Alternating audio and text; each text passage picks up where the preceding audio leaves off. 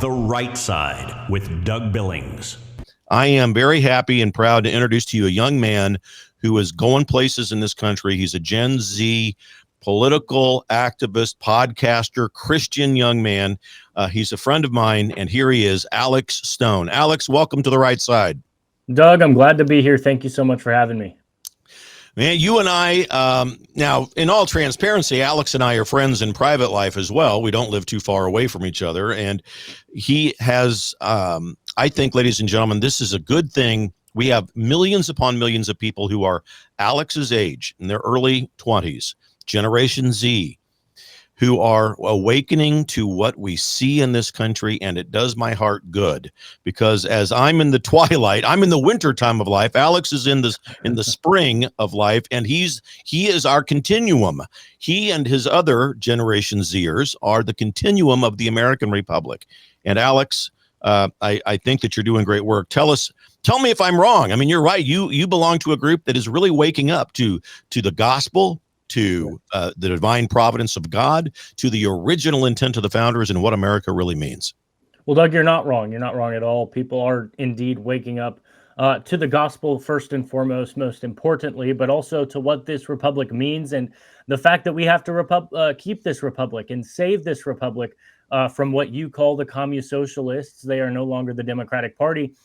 The reality is that the Democrats are really honestly trying to implement social cultural Marxism into the United States of America. Just look at New York City. Look at what is happening in Minneapolis. They are coming directly for the heart and soul of the United States of America with their communistic ideologies, their Marxist ideologies, and it is up to us as Christians, as conservatives, to stop it. And I believe that my generation is waking up and working tirelessly to stop that very thing from happening.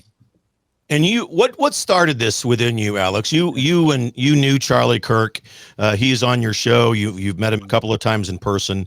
What started this? Was it Charlie? Was it something else? Why are you now on this mission, this calling from God to wake up people to the gospel and to the value of conservatism? Well, I made the most important decision of my life. April 6, 2018, gave my life to Christ, became a new creation. And after that, I had a really just deep burning desire to go and tell people about Jesus, to tell people about the gospel, and tell people that they can be saved and they can be changed in the same way that Jesus changed and saved my life. Okay, so that was April 6, 2018. And then after that, in 2019, the summer of 2019, I started a Facebook page to share the gospel, started a podcast to go with it. About 1 month later, the show went about 7 episodes, then I stopped because it wasn't really my thing. But then when COVID-19 hit, I was bored, had nothing to do with my life, was doing homework in high school, and then got done and had nothing to do because I was locked in my home. And so I said, you know what, I'm going to start a podcast, and I'm going to give people the hope of the gospel in the form of audio on podcasts. And so I started it, talked about Jesus only, and then I began to get really, politically active, I would say, started paying attention and had guest after guest on talking about politics, started going to the Clay Clark Reawaken America tour. That's where we met.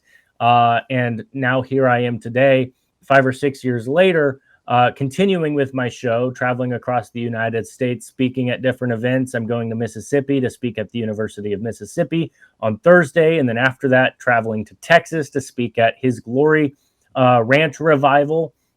And so really, Doug, my mission is to spread the light of the gospel into every aspect of life, including the things that most Christians do not like to discuss, such as politics. Been doing it for about 6 years, and it is the best thing that I could have ever imagined. I never thought I would be here doing what I am doing today, but it is one of the great joys of my life, being able to tell people about Jesus, wake people up to the gospel and to what this republic really means and is really for. Now, it's my contention that there are millions of people like you and your age group who believe everything that you just said, but there's just very few of them who have the guts to come out and say it out loud. And so that's part of the reawakening that I see that needs to happen. And Yes. in bit by bit, slowly but surely, there are more and more of your demographic, your age group, coming out, and I see men, especially your aged men, who want now a traditional family, the not marriage and kids, and to live that part of the American dream. It really is something to see. You're absolutely correct, Doug. And I think part of that, I think a large majority of that is because of Charlie Kirk and his influence on my generation. I mean, he started Turning Point USA when he was about 18 years old, and it grew to be a massive political powerhouse that won, of course, President Trump the election, but is also waking up the younger generation. I think that's why so many young people are involved. And I think his assassination has only fast tracked that by about 1,000 or 2,000 times faster than the trajectory that it was already on. I think Charlie Kirk's life and legacy, of course, will be remembered for his faith, which is what he wanted to be remembered for. But it is going to continue because of the influence that he had on young people such as myself and many others that I know as well. You know, Alex, I also see this on Sunday when I go to church. As a Catholic, when I go to Mass, I see more and more young people dressing. I do notice it, dressing more conservatively and enjoying the rituals of the faith and taking part in them with humility and with a real sense of reverence. I just see it. I see more and more of it. It just makes me feel good. So you've done a great, I think what you're doing, blending politics with faith. Now, I wish that we would see more discussion from the pulpit with regards to what's really going on. I met last month with our Archbishop in Kansas City, Kansas, and had good discussions with him. But I wish we would see more brave priests. Some of the Protestant divisions of Christianity are doing it, but they're silent as well. And so we've got a lot of wake up calls to get done if we're going to hear this message delivered from the pulpit. Well, Doug, I certainly agree with you. I've said this for a long time on my show. As the church goes, so goes the nation. In 1916, Margaret Sanger started the first Planned Parenthood, excuse me. And then in the 1920s, the fundamentalist churches, the Protestant churches, they began to step away from the political scene and from the public square. They said, you know what, we're not going to talk about these things. We're only going to preach the gospel. And the time when the church needed to stand up the most in our society is the time when they backed away the most. And that has continued up until 2025, where so many churches are not standing up and telling the wholeness, the fullness of the gospel of Jesus Christ. They're not standing for life. They're kind of backing away because they want to keep people in their doors. They want to keep making money. They want to keep the pastor at a high salary and want to keep people feeling good. Well, Doug, I know you know this, and I know that your audience knows this, but feeling good doesn't do us anything. We need to get uncomfortable. We need to get out of our comfort, go into the battle zone, and start fighting for life, liberty, and the pursuit of happiness, or we are going to lose that in the United States of America. 100%. It never ceases to amaze me, my friend, the wisdom that you have for such a young age. And you're right. And that's why we see in this country, and why, as a Catholic, I admire the church's stance on life. We have been unwavering. In fact, the Catholic Church for 2,000 years has been unwavering.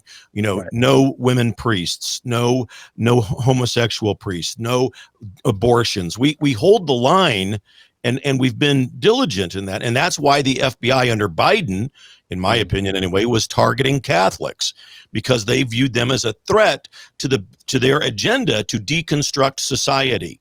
And when you start to deconstruct society, you've got to get rid of God, which is what the Democrats have done, and get rid of any institution that stands in the way of the people either knowing the truth or becoming dependent upon the government.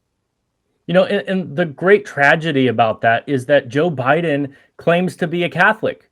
Joe Biden's not a Catholic. He is a total poser. Yeah. Same with Nancy Pelosi or all of these other Democrats in Congress or in the U.S. Senate that are claiming to be Catholics. You are not a Catholic. You do not know the gospel. You do not understand the gospel. You are a total liar, a fraud, and a loser, and you are trying to deceive people with your fake religion. And, I find that so interesting. if you're familiar with the Frankfurt School in Germany, okay, Oh yeah. they have like 12 or 13 points to try to undermine and subvert Western society. And these people, they have missionaries and they have a gospel, but these missionaries are perverted and their gospel is perverted. And one of their points that they try to do is to empty the churches for the purpose of secular humanization. For the purpose of secular humanization. They want the United States of America to become a secular society that is approving of sin. I talk about Romans chapter 1 all the time on my show. And the reason I do so is because Romans chapter 1 is on full display for all of us to see, Doug.